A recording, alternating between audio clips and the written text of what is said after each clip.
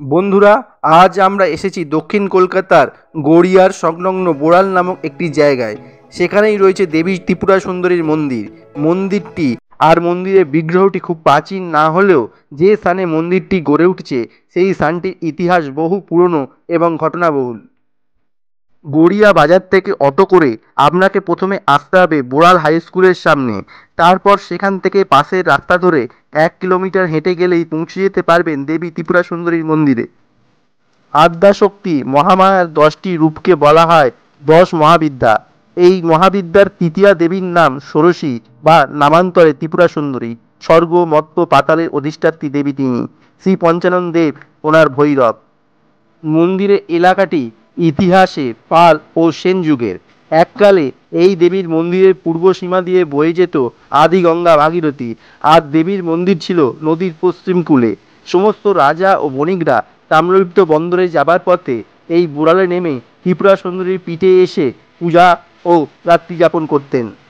পরবর্তী সময় মুসলিম শাসন চলাকালীন মগ ও জলদস্যুদের অত্যাচারে এবং ভাগীরথীর শাখা শুকিয়ে যাওয়ার কারণে দেবীপীঠকে কেন্দ্র করে যে সমৃদ্ধশালী জনপদ গড়ে উঠেছিল সেটা লুপ্ত হয়ে যায়। ক্রমে মন্দিরটি ভগ্নপ্রায় হয়ে পড়ে। পরে সপ্তদশ শতাব্দীর শেষ ভাগে জনৈক জগদীশ ঘোষ নামে এক পূর্ববঙ্গীয় জমিদার মন্দিরটির সংস্কার করান এবং বোড়াল গ্রামের প্রভূত উন্নতি সাধন করেন। কিন্তু ওনার মৃত্যুর পর মন্দিরটি পুনরায় অস্তিত্বের সংকটের সম্মুখীন হয়। এরপর জগদীশ ঘোষের এক উত্তরাধিকারী মাননীয় হীরালাল ঘোষ মহাশয় একটি সেবায়েত মণ্ডল গঠনের মাধ্যমে কাঠের বিকলাঙ্গ মূর্তিটি উদ্ধার করেন, কিন্তু সেটি গঙ্গায় বিসর্জন দিয়ে একটি মাটির মূর্তি নির্মাণ করে পূজা করতে থাকেন।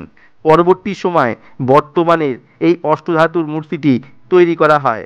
অষ্টধাতু মূর্তিটির সঙ্গে মূল মন্দিরে চোখে পড়বে ব্রহ্মা, বিষ্ণু, মহেশ্বর, রুদ্র এবং সদাশিবের মূর্তি। প্রতি বছর মাঘ মাসের শুক্লা তৃতীয়া থেকে পঞ্চমী পর্যন্ত এখানে উৎসব হয়ে থাকে। এই উৎসব উপলক্ষে যজ্ঞ, চণ্ডীপাঠ, কীর্তন এবং ভক্তদের জন্য ভোগ প্রদানের ব্যবস্থা করা হয়। মন্দিরটির নিরিবিলি শান্ত পরিবেশ প্রতিটি পুণ্যার্থীর মধ্যে ভক্তির ভাব জাগ্রত করে। ভক্তদের জন্য মন্দিরটি পরিদর্শনের সময় প্রত্যহ সকাল 6টা থেকে রাত্রি 8টা পর্যন্ত। সুন্দরীর মূর্তি চোখে পড়ছে। মন্দিরের পিছনের দিকের দরজা দিয়ে বেরিয়ে আমরা এবার দর্শন করব ঐতিহাসিক সেনদিঘি। সেন বংশের কোনো এক রাজা মন্দির সংলগ্ন 42.5 বিঘার পুকুর কাটান, যা সেনদিঘি নামে পরিচিত। মন্দিরে একটি কোষ্ঠী পাথরের বিষ্ণুর অনন্ত শয্যার মূর্তি রয়েছে, যেটি এই সেনদিঘি থেকেই উদ্ধার করা হয়েছিল।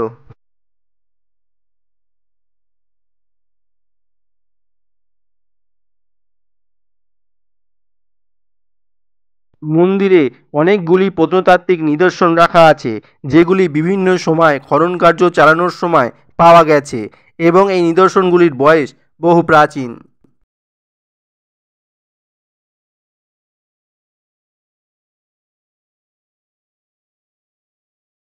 চ্যানেলটি ভালো লেগে থাকলে অবশ্যই লাইক, শেয়ার এবং সাবস্ক্রাইব করবেন।